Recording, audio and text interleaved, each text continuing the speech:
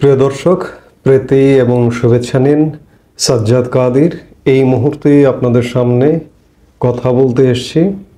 দীর্ঘদিন পর সেনাপ্রধান এবং প্রধান উপদেষ্টা বৈঠক। কেন এই বৈঠক, কী জন্য বৈঠক, সেই বিষয়টি নিয়ে কথা বলবো। আপনারা খেয়াল করে দেখবেন, দেশের রাজনীতি, সরকার ইত্যাদি যারা খেয়াল করেন, এই বৈঠকটি বেশ খানিকটা পরে, অনেক দিন পরে, গত 10 নভেম্বরের পরে সেনাপ্রধান এবং মোহাম্মদ ইউনূস আর কোনো বৈঠক অনুষ্ঠিত হয়নি।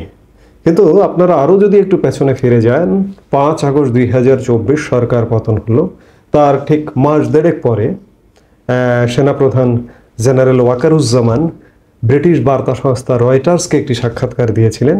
সেই সাক্ষাৎকারে তিনি নির্বাচনের সময়সীমার কথা প্রথম বলেছিলেন। সরকারের তরফে কেউ বলেনি, সেনাপ্রধান জেনারেল ওয়াকারুজ্জামান প্রথম বলেছিলেন এবং নির্বাচনের সময়সীমার কথা 18 মাস বলেছিলেন। একই সাথে ওই সাক্ষাৎকারে আরও অনেক কথা বলেছিলেন। সেই সময়ের সরকারটিকে সাহায্য করবেন, সহযোগিতা করবেন, সেই সরকারের সাথে আছেন এবং সেই সরকারের সাথে থাকার অংশ হিসেবে সেনাপ্রধান জেনারেল ওয়াকারুজ্জামান প্রতি সপ্তাহে প্রধান উপদেষ্টার সাথে সাক্ষাৎ করবেন, এই কথাটিও বলেছিলেন। কিন্তু এই সরকারের মেয়াদ ইতিমধ্যেই 7.5 মাস অতিবাহিত হয়েছে। প্রথম সাক্ষাৎকারে যখন বলেছিলেন তিনি প্রতি সপ্তাহে না হলেও অন্ততপক্ষে মাসে 2 বার সাক্ষাৎ করতেন। কিন্তু এরপরে কি হলো? সাক্ষাৎ হলো না কেন? মোহাম্মদ ইউনূস এবং সেনাপ্রধানের মধ্যে কি টানাপোড়েন শুরু হলো? টানাপোড়েন শুরু হয়েছিল নানান কারণে।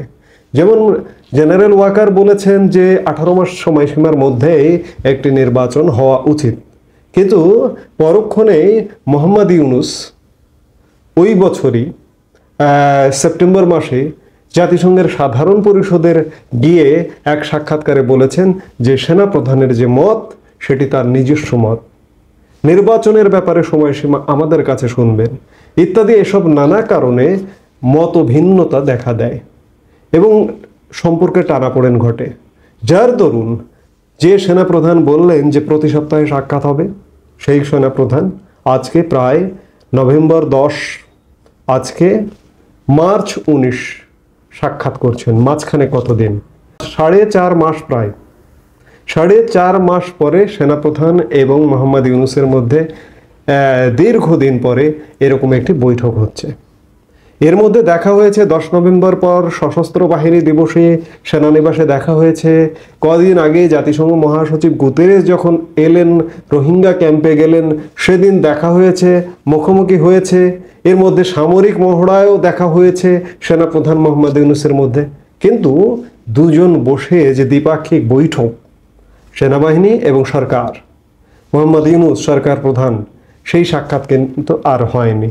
এটির কারণটা হচ্ছে যে সেনাবাহিনীর সাথে, সেনাপ্রধানের সাথে মোহাম্মদ ইউনূসের টানাপোড়েন। আজকে অবশেষে প্রায় 4.5 মাস পর, সরকার বর্তমান বয়স 7.5 মাস, সেখানে 4.5 মাস পরে সেনাপ্রধানের সাথে মোহাম্মদ ইউনূসের সাক্ষাৎ হচ্ছে।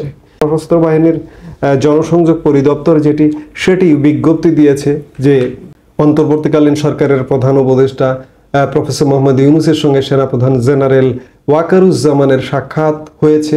বুধবার এই সাক্ষাৎটি অনুষ্ঠিত হয় দিনের প্রথমার্ধে দুপুরে।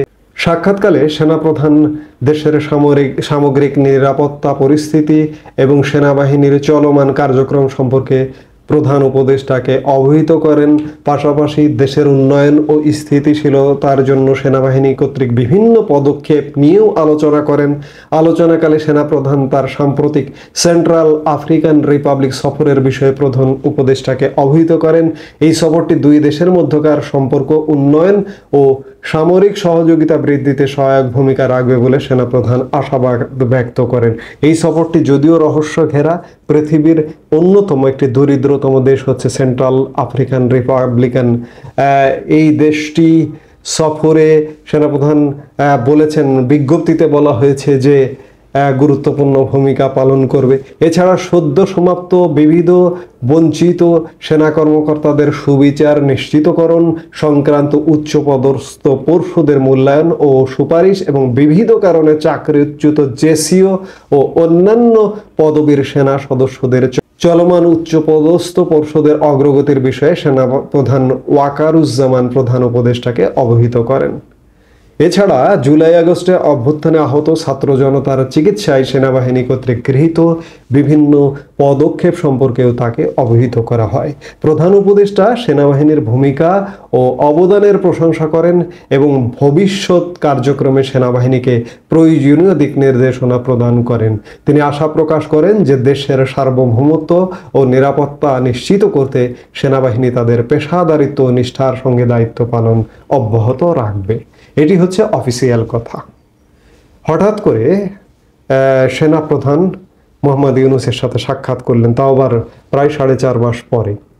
কোনো প্রয়োজন হলো কিংবা কোনো বার্তা দেবার জন্য? অবশ্য এইভাবে সাক্ষাৎ করে প্রকাশ্যে বার্তা দিয়ে কিছু ঘটবে না, এটি অন্তত পক্ষে নিশ্চিত থাকুন।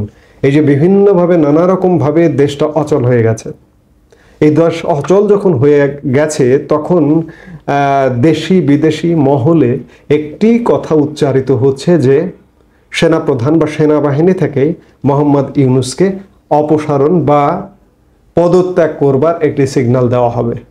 এই সাক্ষাৎটি সেই সিগন্যালটি, সেই আভাসটি কি হতে পারে? অনেক কিছু, কারণ দ্বিপাক্ষিক বৈঠক, সেখানে 1-to-1 বৈঠক, তো সেই জায়গায় নানান কিছু হতে পারে, আবার কিছুই নাও হতে পারে। সেনাপ্রধানের সাথে যেভাবেই হোক প্রায় 4.5 মাস পর মোহাম্মদ ইউনূস এবং সেনাপ্রধান সাক্ষাৎ হলো, এবং এই সাক্ষাৎটির তাৎপর্য কি সেটি বুঝতে হলেও কয়েকদিন দেখতে হবে, অন্তত পক্ষে আগামী সপ্তাহ পর্যন্ত দেখতে হবে যে আসলে এই সাক্ষাৎটির তাৎপর্য কি, উদ্দেশ্য কি, নাকি নিতান্তই সৌজন্য সাক্ষাৎ। এই মুহূর্তে এ পর্যন্তই। সবাই ভালো থাকুন, সুস্থ থাকুন। আমাদের ভিডিওগুলো নিয়মিত পেতে সাবস্ক্রাইব করুন Sajjad Kadir and the legends YouTube channel এবং লাইক, কমেন্ট, শেয়ার করে সাথে থাকুন।